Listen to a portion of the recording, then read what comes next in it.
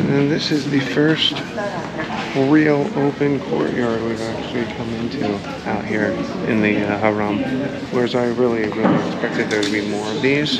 But apparently only the Sultan gets any grandeur at all in the Harem. But I like this bazaar. I almost think I like it more than the Grand Bazaar, which is just like kind of a tourist trap of fake merchandise. Good morning again from Istanbul. Not exactly sure all of what we're doing today, but I know we're going to see the Topkapi Palace. I'm probably pronouncing that wrong. And I think the Egyptian spice market. And other than that, we don't really have any plans. So I forgot my sunglasses. I'm heading in to grab them, and then we're heading out.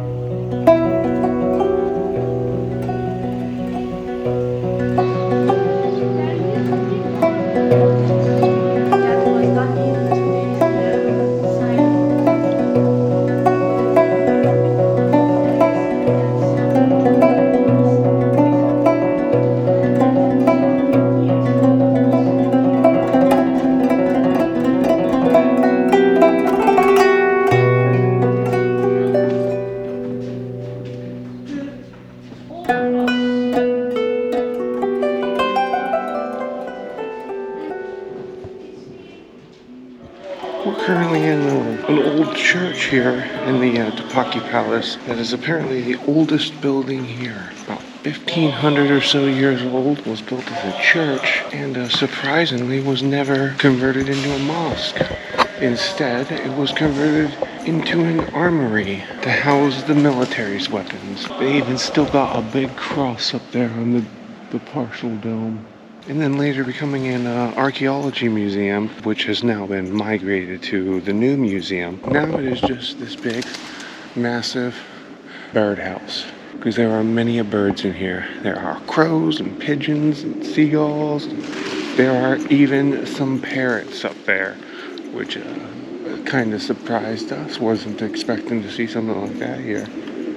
And yet again, like many of the sites we're seeing here, there's thousands of people outside in the plaza and absolutely no one in here.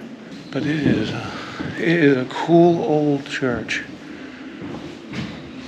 But if you're coming to Topkapi Palace, I would definitely recommend coming into.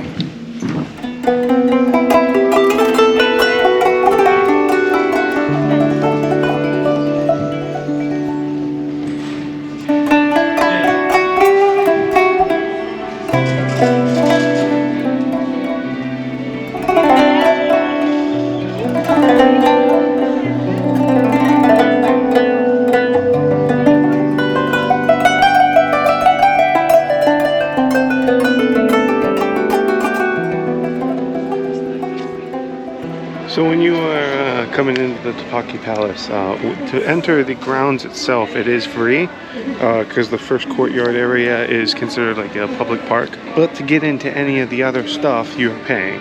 Like, so to get into this courtyard area, which is where like the houses were where they lived, here's the council chambers, where like they voted and stuff, the Harem over here, all that costs extra. Like to get in here costs extra. To get into the Harem costs extra. To get into that church we entered in the first courtyard costs extra. So, and it's like 100, 150 lei each time. So like 550. So definitely, Istanbul is without a doubt the most expensive place in Turkey we've gone.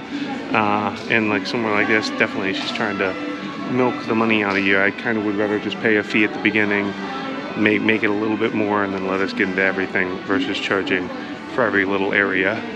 But it's an impressive and beautiful complex.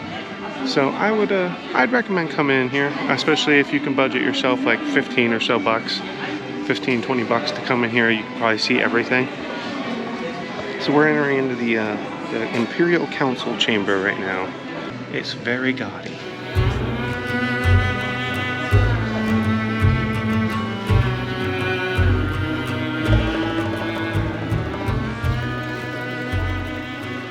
The number of people in there has multiplied drastically in the short time we were in there. I will say that I love the Ottoman script It's probably one of my favorite scripts I've seen. It's like just very beautiful.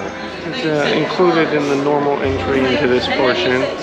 We're going into the clock collection area.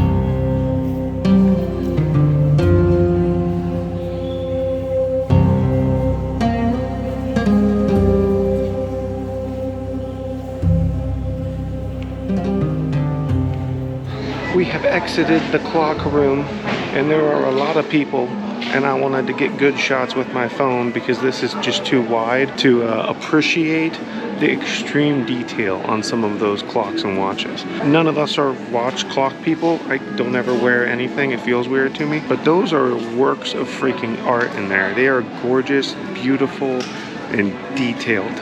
Like extremely detailed. There's little paintings on some of like the stopwatches and stuff like that that are so tiny. Like they're those kinds that I think people have like the multiple magnifying glasses in front of them to get the details. So I don't know if they're going to come through on the phone videos at all because of how small and detailed they are through the glass. But if they are, I'm going to be putting those videos over while I'm talking right now. So definitely walk through the clock collection room when you're in here. I don't know if we're going into the Harem just because it is another like $8 per person to walk in. And realistically, it's all going to be some of the same like architecture. And it doesn't have like the museum collections like that. So I'm not sure if we're going in there. If we are, I'll show you. We just got out of the I guess you could call it the armory, but it's not really an armory because it's all like non-functional like display and ceremonial weaponry. I took a few little video clips of some of them that really caught my eye, but it was actually a no photo no video area, but a lot of people were taking photos and videos, so I just snuck a few of the ones that really caught my eye and scurried on through because there were way too many people in there because of the cruise ships and stuff like that. So we're heading on, and I think we're gonna go to the Harem now. We are currently walking through the Harem of the Sultans, where they lived with their families and all of their many concubines. It's a bit different than I was expecting coming into it. I thought it was gonna be more of an open air space, more courtyard-like. I'm sure there are some courtyards, but it's more of a confined little private city with like the streets and alleys. Almost reminds me of something you would see in Asia, in some smaller towns in Asia.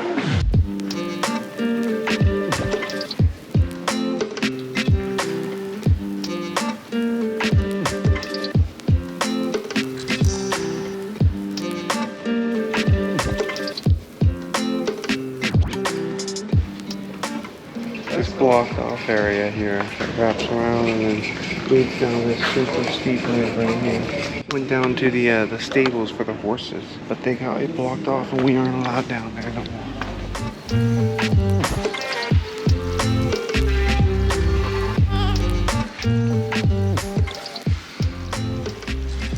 This is the bath for the eunuchs, or the guards for the sultan, and they were all eunuchs because they were castrated young as to not have sexual relations with none of the concubines that the sultans kept.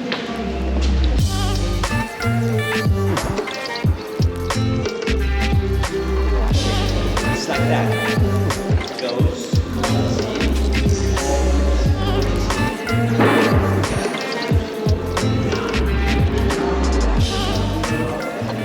I'm heading into the mosque of the eunuchs.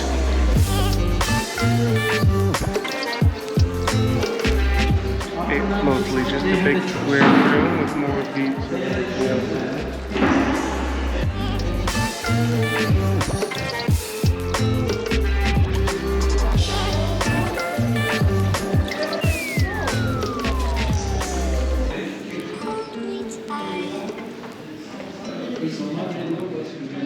Being a eunuch was very important title.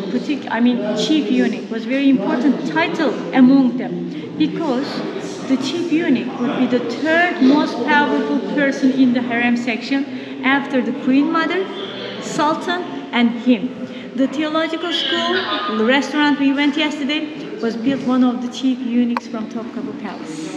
So they had a lot of wealth, income. So then they could build schools as well. This is the corridor known as the corridor of the concubine. So we left the eunuch's quarters, then now next is the concubine quarter.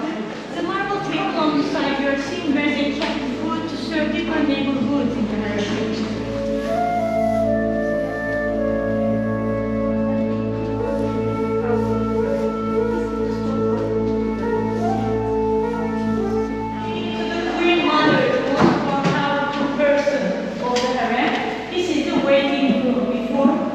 Welcome her guests here.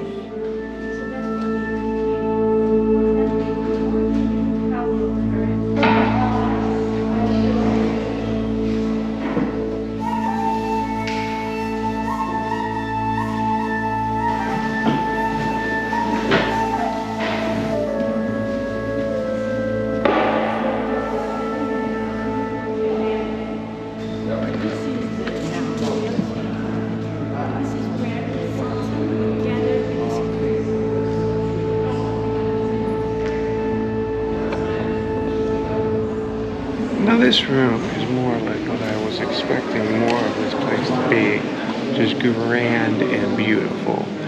While a lot of this is, this whole Harem is actually very like cramped space. Like I was saying, it's like little alleys, like a little mini micro city or micro town. But I was expecting more of the grandeur like this. And truthfully, I'm not a huge fan of the Ottoman architecture and art and everything like that.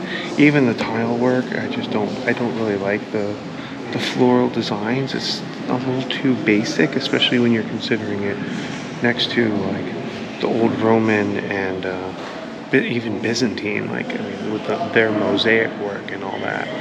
I'm just not as huge of a fan of this, and I really don't like gold, which they definitely liked gold. So as a whole, as far as is this worth an extra $8-9 to get into? It's up to you. Depends on if you're really interested in this type of history. For me, I'd say it's not really that worth it. We just try to see everything that we're able to see, and it's only a half hour, 45 minutes to walk through it. And then this is the first real open courtyard we've actually come into out here in the Harem. Whereas I really expected there to be more of these, but apparently only the Sultan gets any grandeur at all in the Harem, which is just really not what I was expecting, because he's going throughout the entirety of the Harem. I expected it to all be grand and open and beautiful. But really, he saddled his eunuchs and his concubines with a pretty boring and constricted area, while leaving only himself the big grandeur. I'm not going to say the big beautiful grandeur, because I don't actually find much of the architecture or art here that beautiful. But to each their own. I'm sure there are people who do love this type of tile work. But I am not one of them. I think we're coming up on the end of the Harem though, and we have a little bit more of the Topkapi Palace to explore out there. So I'll show you guys that.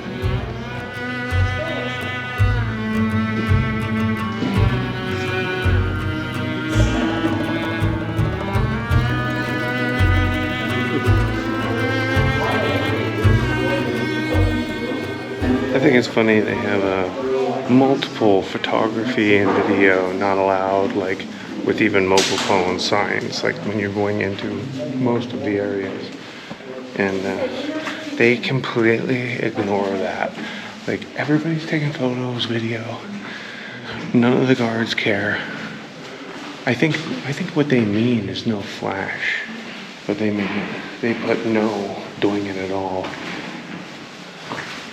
And most of it's bright enough you don't even need a flash. Oh, that's a crazy thing. I'm gonna take a photo of that. Apparently, the queen mother or the lead concubine also gets a courtyard, but the main concubine courtyard was just like a tiny little narrow strip. But all these stone floors are not just done like this for design or to massage your feet because it does feel good.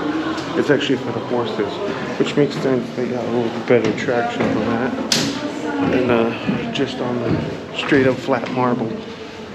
But we are exiting the Harem now and off to explore some more of the Topkapi Palace.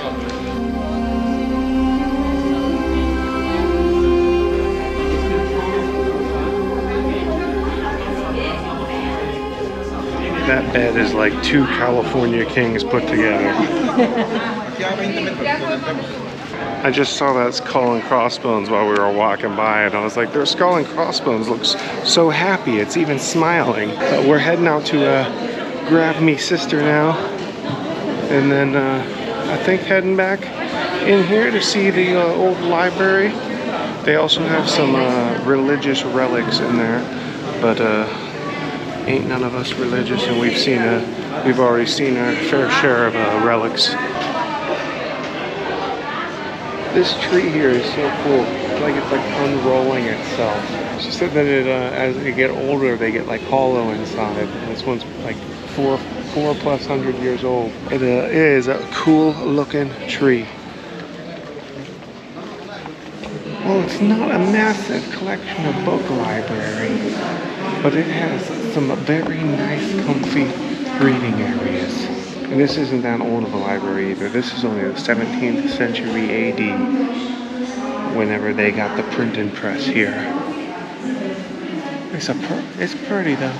If I'm being honest, this is prettier than the whole Harem area.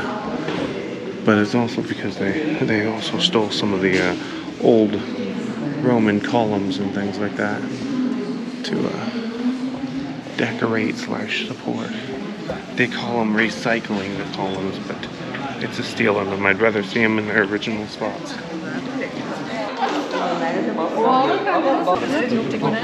There are way too many people in there.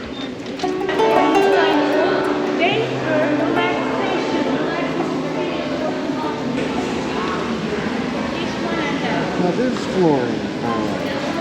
And then you come up here, and it's just covered in gold. Just gold. Or these tiles. Like, it's just such a stark contrast in the artisticness of it. That's definitely a word, artisticness. It's just so gaudy. So I'm checking what time it is right now. It is 11:42. We got here at like little after 9.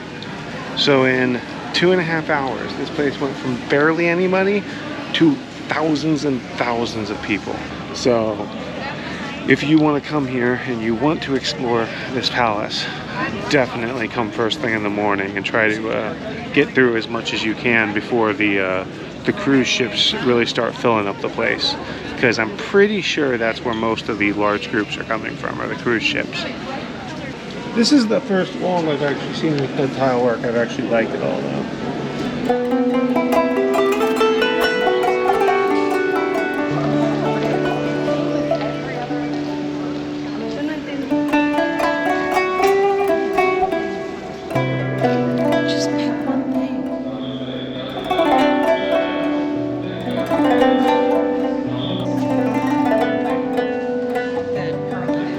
It's pretty in there, but it's excessive, like most of this place.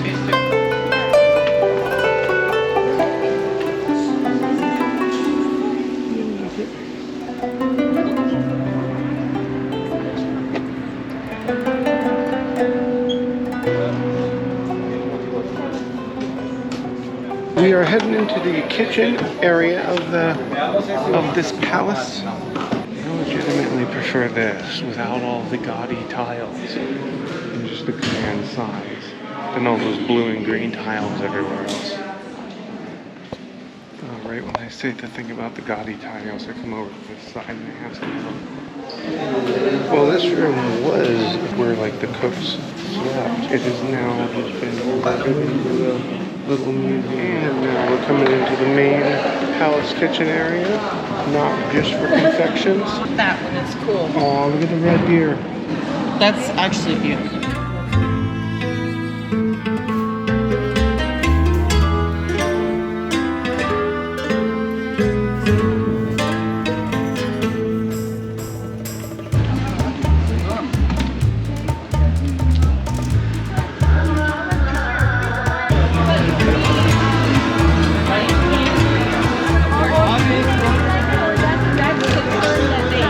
We've arrived in the Egyptian spice market, and it smells pretty darn good. This is definitely my sister's shopping area more than mine. I'm sure she'll be picking up a handful of spices to take home because she likes cooking international a lot. I like cooking, I just hate doing dishes. So I usually avoid cooking, especially since I'm single and it's like I spend so long making a freaking meal for myself to make a lot of dishes to make a tiny little meal for just me. So, although I love cooking, I just don't do it. But I like this bazaar. I almost think I like it more than the Grand Bazaar, which is just like kind of a tourist trap of fake merchandise. But this is all food, and it's definitely a lot newer.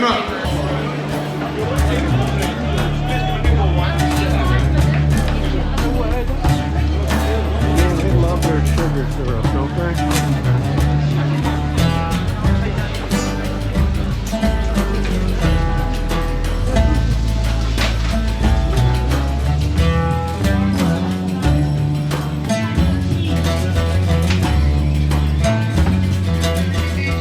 We're heading up here at a nice little local restaurant tucked into this shop that most people are just coming in to buy things. But there's a hidden restaurant up here that all the local workers come to, so this is where we are eating. I'll let you know how it is. Is that really what they use for loofah? Yeah. Oh. You know what they look like when they're growing? Oh, They're gourds. What? They're literally squash. They're gourds. Really? Yeah. I told Mom we were walking by them, it reminded me of the stomach lining. Well, we have finished up our lunch at that place in there, upstairs, and it's a, it's a local eatery restaurant, and it's cafeteria style, so you like walk down, point to the things you want in the glass, and they give you way too much of it all. So pretty good food. I would recommend it if you're walking through the spice market and you are hungry. And that's if you don't want to fill up on all the samples of everybody handing you baklava. But we're gonna go wander, and my sister's gonna go buy some things.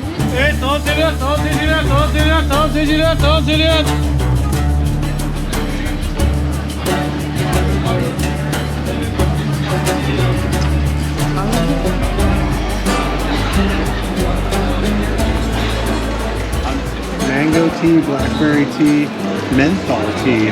Do you want some menthol tea? Wouldn't that just be mint tea? I love the names of some of these teas. You got Slimming Form tea and cholesterol tea.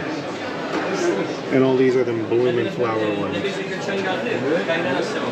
We're getting a bunch of Turkish delights, and I think I'm going to get some of the fruit teas because I've been loving the freaking apple tea here. It's delicious. We have done a much of shopping. We got a bunch of Turkish delights to bring home to some people. I got some teas, and we got a jar of these menthol crystals, which you like shake up and then just open the jar and sniff. And it's like a good smelling salt, and it just like wakes you up. But all of that was I don't know, like 500 Turkish lira. That would be about $26, $27. So I mean, not bad considering how much we actually got. I mean, we got like a bag full. But oh my God, this stuff is made with an extract of my sister. It's Daphne extract. Oh, is that what it is? Yep. It's not Daphne eggs. Apparently we weren't done shopping. My sister had to buy a few more bars of soap because the like 37 bars of soap she's already gotten on this trip wasn't enough. And she kept making me smell every single one, and I didn't like the smell of any of them. Except for the one that just smelled like straight up banana. And I was like, I could go all day smelling like banana. I'd be okay with that. But it was actually more of a dish soap cleaner. But I mean, I guess that's okay. I like this market though. It just smells very good. And the prices are quite reasonable. I don't know how local it is, or if this is like all just a tourist thing. But it's nice to walking around. And there's no pestering, which I have loved in the markets here. Because like so many markets you go to in like Asia and even Europe and stuff, you're just constantly getting pestered to buy stuff or to come into their shops and look around because they have what you want. But not here. Like if you don't want it or you're just looking and you tell them that, then they just leave you alone. So I love that. I would definitely recommend checking this market out. And I don't think it's too far from the actual Grand Bazaar. We didn't walk here from the Grand Bazaar. We walked the weird roundabout way. We also don't have anything else planned for the day. It was really just to walk around and do this shopping. So I don't know if I'm gonna pull you out anymore and show you any more tonight. And if I don't, and you've watched this and you haven't been bored, because today was probably a pretty boring video, hit the like button down below, subscribe, and I'll show you some more travels coming up. My sister's a seed shopping, although we always are pretty sure that you're not allowed to get these and bring them back home, but my sister does it all the time. So she can get things that are hard to find back home or we can't find. They have a jar of leeches up there. I want to ask them what that's for, like especially in like a garden area. I can't think of what they would possibly even use something like that for. I'm about to find out though. They have a jar of leeches over there. What is that for? That sucks the blood. Oh, that's what they're selling them for? Okay. It is alternative healing. Would you call it holistic healing? Yeah. Yeah, we saw them up there. It's like, what is that? Okay. Are they tulip bulbs? Holistic healing. Oh, okay. So they're selling those for what you would think, the sucking the bloodletting, I guess you can call it. Concubines in Turkish jariye, they were either purchased at the slave market or gifts provided different empires or from the newly conquered cities, they were captured young women. When they entered the harem, they were educated, taken through serious education. Because in order to be the wife of the sultan, they should be educated like an aristocracy.